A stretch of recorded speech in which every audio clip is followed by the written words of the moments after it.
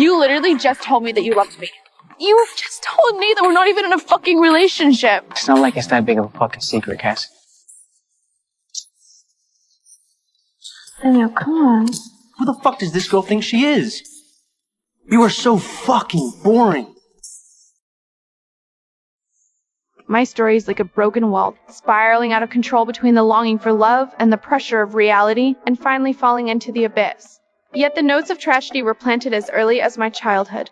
I was born into a seemingly decent middle-class family. My father was handsome and charming, while my mother, though beautiful, was always uneasy. When I was little, my father kept encouraging me to learn figure skating, making me once believe that I could become a princess on ice. But this beauty came to an end soon. My father couldn't even hold down a stable job, and the expensive skating lessons were halted as a result. At the same time, my parents' relationship deteriorated rapidly, and the house was filled with quarrels day in and day out. My mother accused my father of fooling around with other women, while my father complained that my mother had let herself go. It was in such chaos that I entered my adolescence. Holy moly, look at you. What? You're gonna be a real heartbreaker. Trust me. My premature physical development felt like another curse to me. The gazes of the men around me shifted from friendly to lustful, and these gazes even came from elderly relatives in the family. I bet you got all the boys wrapped around your finger.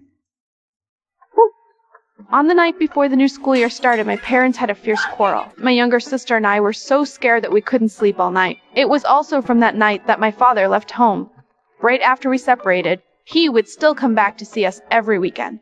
Later, it became once every few weeks, and then we even couldn't see him for a whole month. It wasn't until he got into a serious car accident that our contact was reestablished. During that period, I went to the hospital to accompany him whenever I had free time, pushed his wheelchair to take him out for some fresh air. To maintain his hard-won warmth, after he was discharged from the hospital, I secretly sent him messages without telling my mother. But before long, his replies became fewer and fewer, and a few months later, he completely lost touch. When I saw him again, I was shocked to find that he had become addicted to drugs. Being so a loving father, he turned into a stranger controlled by drugs. The number you texted me from. Can I call you? That's my friend's phone. But I promise I'll reach out to you with my new number. Don't cry, baby. I'm okay, I'm fine. Don't... I just miss you, Dad. I miss you, okay? I love you. The man he used to be tall and handsome, now he is like a thief, searching for something in his former home. Then he tells me not to tell Mom. Watching his figure fade away in the distance, I finally can't hold back my tears and burst into sobs. I know this time, he really doesn't want us anymore. After my father left, a huge void was left in my heart. I longed desperately to be loved, to feel the warmth of being cherished in someone's palms. To seek this, I learned to please others at a very young age. In my past relationships, I would always comply with my boyfriend's requests, taking those intimate photos and videos. Unfortunately, after we broke up, these materials were maliciously spread, labeling me as a slut in others' eyes. Gradually, I seemed to grow numb at times. I even comforted myself in a distorted way, telling myself that loving someone always comes with a price. Just when my life was in a total mess, the appearance of McKay was like a powerful painkiller, instantly numbing all my pain and humiliation. No, you're being cute. Listen, I don't want to sound corny or whatever, but you are literally the most beautiful girl I've ever seen. As a college football player, he was quite different from the other guys around me. He had clear visions for the future. I threw myself wholeheartedly into this relationship, giving everything I had without reservation. I was willing to do anything to satisfy him. Even when he showed some violent tendencies, I chose to endure. Our seemingly perfect relationship, actually. It was fucking unequal from the very beginning. Although McKay likes me, he has always minded my past. This contradiction exploded completely on the night of the carnival. In front of our friends, McKay deliberately kept his distance from me and even refused to admit that I was his girlfriend. You guys like in a relationship? No, we're just chilling. Are you just chilling? Yeah, we're chilling. This kind of public humiliation has completely broken my heart. It's not that big of a deal, Cassie. It's a figure of speech. It is a big deal. It's really not. You literally just told me that you loved me. What does that have to do with anything? You just told me that we're not even in a fucking relationship. That's because I know the guy. He's just gonna talk shit. Like what? Like about you. Or whatever, Cassie. What do you mean, whatever? Like whatever the fuck you've done. I don't know what you're talking about. It's not like it's that big of a fucking secret, Cassie. You know what? It's cool. We should just call it a night. I gotta get back anyway. Amid the psychedelic lights in the crowd, I took drugs with my good friend Maddie. When the effects kicked in, all my emotions were amplified. I rushed onto the carousel and started making out with my classmate Daniel without restraint. It felt like both an act of revenge and a desperate indulgence. However, when I ran into Daniel again in the school hallway the next day, everything from the previous night suddenly became extremely clear and awkward. Daniel, I can't. I'm sorry. I'm dating somebody and I really don't want to fuck it up. I just like you. Kinda thought you liked me.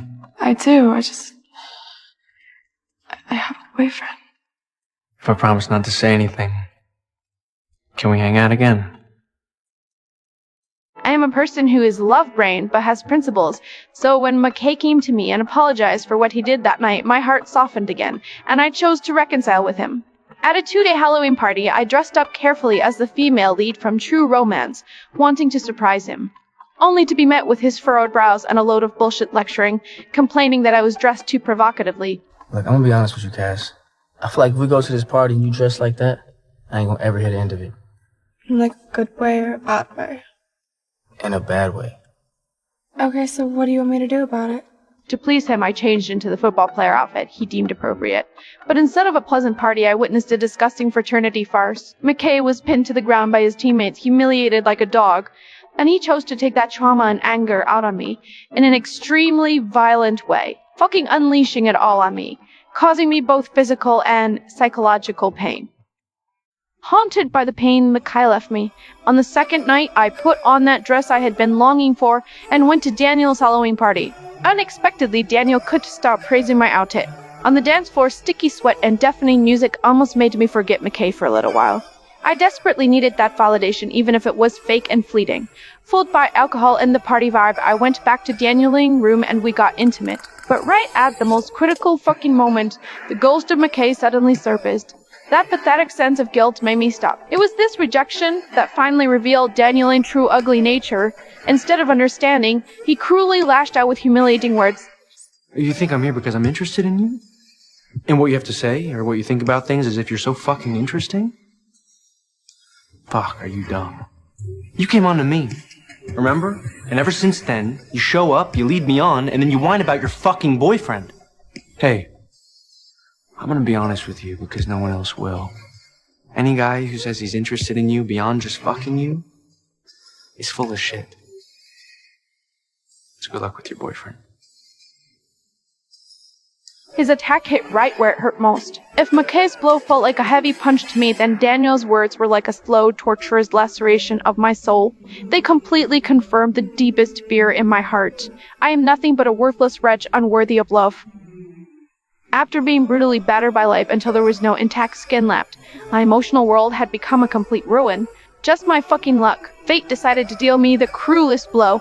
Yet I found out I was pregnant. This news was both a bolt from the blue and twistedly carried a sliver of desperate hope. My deranged mind began to fantasize that this child might be the last chance to mend my relationship with McKay, and my only hope to break free from this godforsaken past and have a real family. Yet, when I told McKay the news, reality shattered all my fantasies in an eye. McKay's reaction was pure panic and evasion, and he didn't hesitate to suggest an abortion. He repeatedly emphasized that he was at a critical point in his studies and football career and couldn't handle the responsibility of fatherhood. Every word he said showed no regard whatsoever for my fragility and helplessness at that moment. Cass, I don't even think you want to have this baby, okay? It's not a fucking fairy tale. Like, this may seem all cute and cuddly to you, but this is real shit.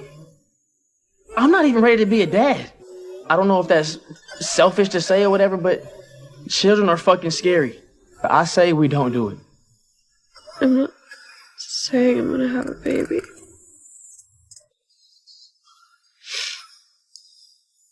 I just wanted to dream about it for a minute. After the last hope vanished, accompanied by my mother and sister, I entered the abortion clinic. Lying on the cold hospital bed, I put on my headphones. The music pulled me back to the skating rink of my childhood. I seemed to see again that little girl gliding freely on the ice, and the father applauding for her by the rink. As the song ended, the surgery was over. My life doesn't seem to have been reborn because of this. I just fell from one marsh into another quagmire named Nate. This broken waltz keeps going. The dance partners change one after another. Yet I still spin in the same place, waiting for the next fall.